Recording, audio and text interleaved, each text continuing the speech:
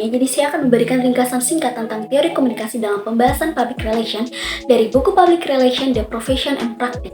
Yang pertama yaitu latar belakang tokoh pencetus teori. Yang pertama yaitu Dan Latimore. Dan Latimore adalah seorang profesor dan penulis terkenal dalam bidang PR. Dia memiliki pengalaman yang luas dalam pengajaran dan penelitian di Universitas Georgia, yang juga terkenal dengan program studi public relation yang kuat. Yang kedua yaitu Otis Baskin. Otis Baskin adalah seorang akademis yang memiliki kontribusi yang signifikan dalam bidang PR. Dia juga mengajar di Universitas Georgia dan memiliki pengetahuan yang mendalam tentang praktik PR.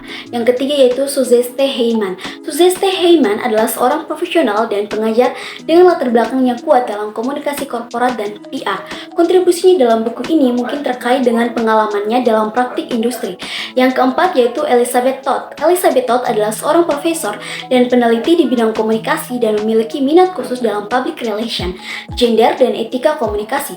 Kontribusinya dalam buku ini mengklaim terkait dengan pandangan akademisnya tentang public relation. Buku ini merupakan hasil kerjasama dari para penulis yang memiliki pengalaman dan pengetahuan yang beragam dalam bidang public relation.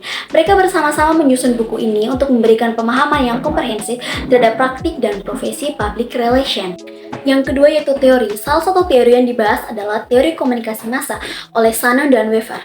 Teori ini menekankan pengiriman, pesan, saluran, penerima, dan efek sebagai komponen utama dalam komunikasi. Teori lain yang relevan adalah model sirkulasi dari komunikasi oleh Garnick dan Hahn. Teori ini menggambarkan komunikasi sebagai proses berkelanjutan dan interaktif antara organisasi dan publiknya.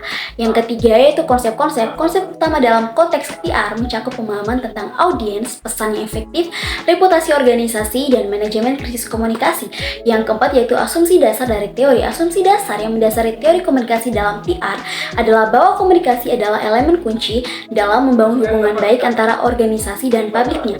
Selain itu, asumsi dasar juga termasuk pemahaman bahwa pesan harus disampaikan dengan jelas dan efektif. Yang kelima yaitu implikasi pada perkembangan public relation masa kini.